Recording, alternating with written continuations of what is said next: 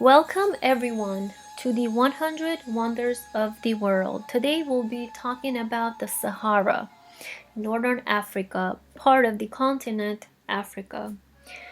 Fascinating, dangerous, inhospitable, beautiful, unique, and immense. One could continue this list of adjectives forever and yet never quite succeed if definitely characterizing the Great Desert. The largest desert on Earth lies east of the Atlantic, west of the Red Sea and Sinai Peninsula, south of the Atlas Mountains and Mediterranean, and finally north of the Sahel and Niger River Basin. It has been the scene of countless military conflicts, dramas, and tragedies played out in its vast open spaces and rocky mountains. In more recent times, the desert has served as the backdrop for outstanding athletic achievements and opulent Hollywood productions. It is a focal point for all that is fascinating, a heritage belonging to all humanity.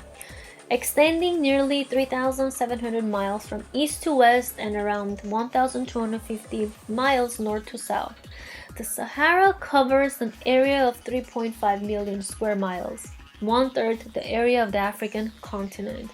Most of the Sahara is stone, rock, and gravel desert.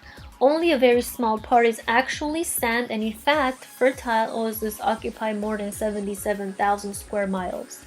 The driest part of the waterless sea, which is what Arabs call the Sahara, in Arabic bahr, bela, is the Libyan desert.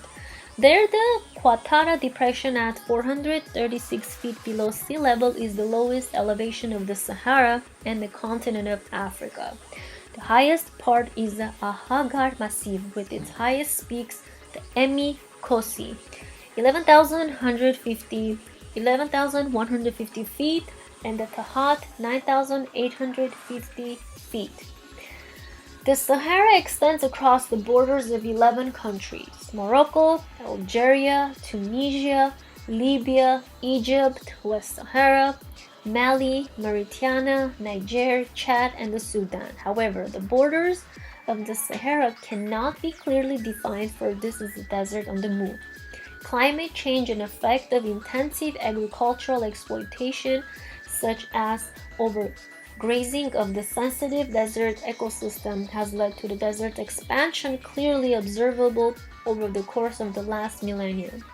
As a result of this process, which is called desertification, the Sahara has grown over an area as large as the country of Somalia in just the last 50 years.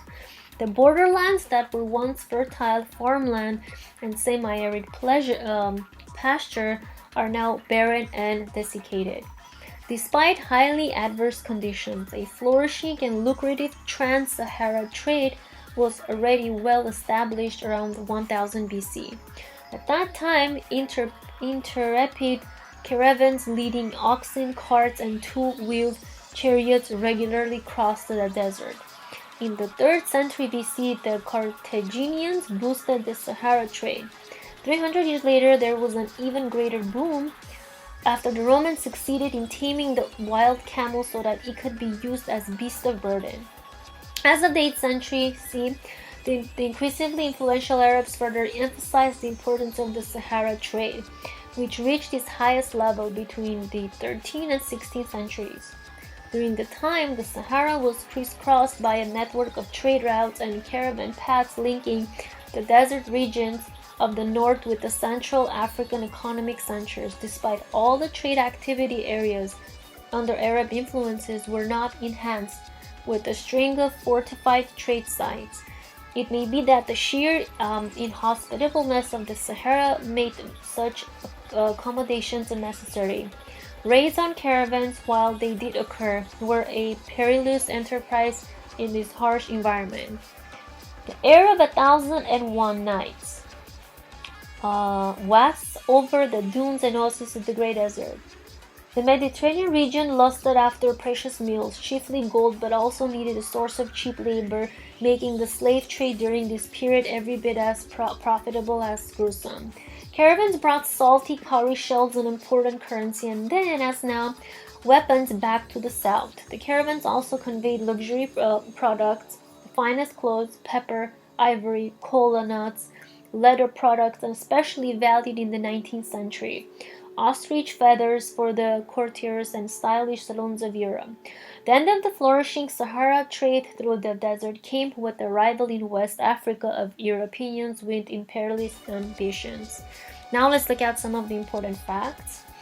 The maximum extent, the Sahara's maximum length east to west is 3,700 miles. North to south, it extends nearly 1,250 miles. Within an area over 3.5 million square miles, it covers nearly one-third of the African continent. Countries within the Sahara includes Morocco, Algeria, Libya, Tunisia, Egypt, West Sahara, Mauritania, Mali, Niger, Chad, and Sudan. The name Sahara comes from the Arabic word Sahra, which is a translation of the Tuareg tenere, desert and sand. The Romans called it terra, deserta, empty, abandoned land. In the Middle Ages, it was known simply as the Great Desert.